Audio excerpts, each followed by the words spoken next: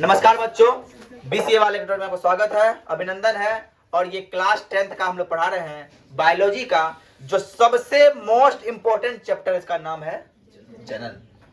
जनन मतलब अगर अंग्रेजी में बोले जनन को तो रिप्रोडक्शन कहते हैं। क्या बोलते हैं? तो भैया जनन की बात कर रहे थे, जनन क्या होता है? भैया मेरा संख्या वृद्धि हो रहा है कि नहीं? हाँ, अपना बाबू के बच्चे हैं, है ना, बाबूजी के बच्चे हैं, हमारा बच्चा फिर होगा, हमारा बच्चा का बच्चा होगा क्या ना? अरे होगा कि नहीं होगा? हो भी करेगा। तो ये जब हो रहा है, ये क्या है, किसके तहत हो रहा है? जनन प्रक्रिया के तहत हो रहा है। तो मतलब क्या हो रहा है? हम दो, हमारे दो का दो, जनसंख्या में वृद्धि है क्या ना? हमारा अस्तित्व को बचाए रखने के लिए भी जनन आवश्यक है। मान लो अब हुआ क्या है, बहुत सारा ऐसा प्राणी है जिसका न जनन नहीं हो पा रहा है। मान लो अगर सिर्फ मादा बगनी हो और पुरुष बगनी बागने हो, क्या रिप्रोडक्शन पॉसिबल है? नहीं। तो उसका जब रिप्रोडक्शन नहीं होगा, संख्या में वृद्धि नहीं होगा, तो उसका अस्तित्व खत्म। डायनासोर का नाम सुना होगा तुम लोग, लंबा गला वाला, उसका अस्तित्व नहीं है भारत में, है ही नहीं, दुनिया से विलुप्त हो गया। क्यों? क्योंकि उसका जो है कोई एक समूह संसार से विलुप्त हो गया। वैसा ही एक बोला है, रिसर्च बोला है कि संसार से पुरुषों का अस्तित्व खत्म हो रहा है। एक समय ऐसा आएगा जब संसार में पुरुष बचेगा ही नहीं। काहे कि एक्स वाई गुणसूत्र बहुत कम मात्रा में बनना चालू हो गया।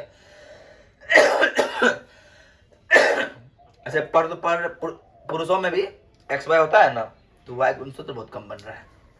चलिए हम बात करते हैं रिप्रोडक्शन की। तो जनन वह विधि है ना, वह प्रक्रम है जिसके द्वारा जीव अपने संतानों की उत्पत्ति करता है, उसे क्या बोलते हैं? जनन का क्या विशेषता है? तो बाबू ये विशेषता है कि जनन जीवों का मुख्य लक्षण है। इसके द्वारा जीवों की अपनी संख्या में वृद्धि करता है और जीवों के अस्तित्व के लिए जनन। अगर जो जीव जनन नहीं करेगा, उसका अस्तित्व खत्म। जो जीव जनन करेगा, उसका अस्तित्व बचा रहेगा, है कि नहीं? बोलने में तो बड़ा awkward लग रहा है, लेकिन बात जो, अगर हमारे माता पिता ने रिप्रोडक्शन नहीं किया रहता तो हम नहीं आते, और हम रिप्रोडक्शन नहीं करेंगे तो हमारा बच्चा नहीं आएगा। तो जो आवश्यक है। तो लोग बोलता है कि ये बात अच्छा बात नहीं बोलना। अरे जब जो है तो बोलना क्या अच्छा बात नहीं है? जो होता है वास्तविक बात है, इसमें कोई असत्य वाला बात बोल है, ये सत्य घटना है। अब जनन की विधियां होती है। जनन की विधि, एक होता है अलैंगिक जनन, एक होता है लैंगिक जनन।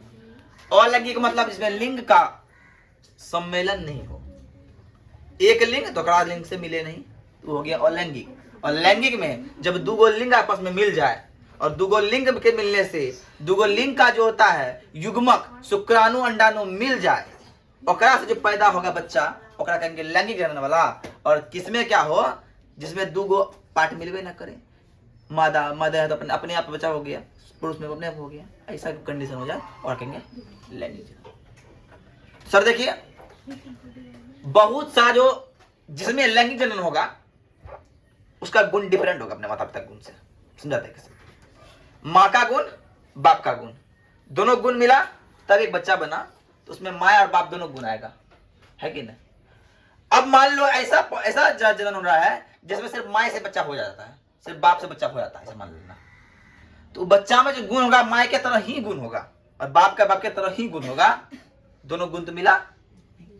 इसीलिए जब अलैंगिक जनन की बात करते हैं, तो अलैंगिक जनन में उत्पन्न संतान आनुवांशिक रूप से ठीक जनक के समान होता है, क्योंकि इसमें युग्मक का संलयन नहीं। मतलब जेना हमार जीव, जेना हमार बाप और नहीं हम बेटा, जेना हमार माँ और नहीं हम बच्चा। ठीक है? मतलब ई कि जनक के बिल्कुल समान रहेगा, काहे कि एकरा में युग्मक का संलयन नहीं होता।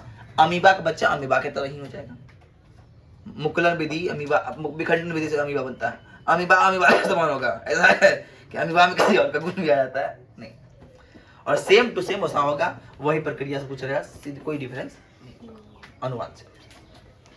और देखिए इसमें जीवों का सिर्फ एक विष्टि भाग लेता है। एक विष्टि मतलब नर तो नर, मादा तो मादा युग्मक भाग लेता है, दोनों व्यष्टि भाग नहीं लेता है। और इसमें युग्मक अर्थात शुक्राणु और अंडाणु का भाग नहीं होता है। बात समझ में है? अब सर आते अलैंगिक जनन की विधियां है। तो पहला विधि को बोलते हैं विखंडन। क्या बोलते हैं? विखंडन मतलब टूटना, खंडित कर दो, विखंडित कर दो, है ना। तो कोई खंडित करता है एक।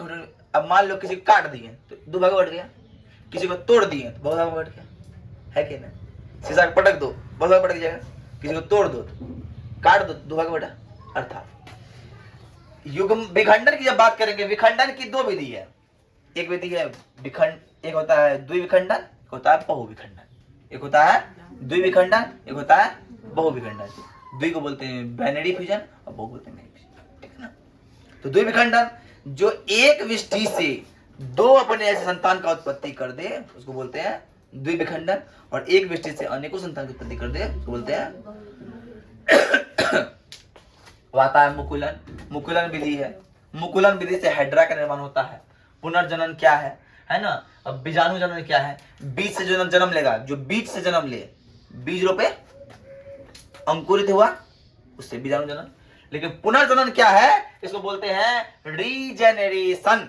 एकरा मतलब ई है कि कोनो पेड़ का कलम काट दे और वही पेड़ से फिर पेड़ बन जाता है कि नहीं। एकरा बोलेंगे रीजेनरेशन। मतलब पुनर्जनन में क्या हो गया? पेड़ का तना से ही तना बच्चा पैदा करके उसके साथ पेड़ का निर्माण कर देना ही पुनर्जनन है। तो इस क्लास को आगे हम नेक्स्ट क्लास में पढ़ाएंगे अच्छा से, ठीक है ना। उसमें हम पढ़ेंगे चारों विधि। उसके चारों विधि पढ़ने के बाद जाएंगे लैंगिक जनन की ओर।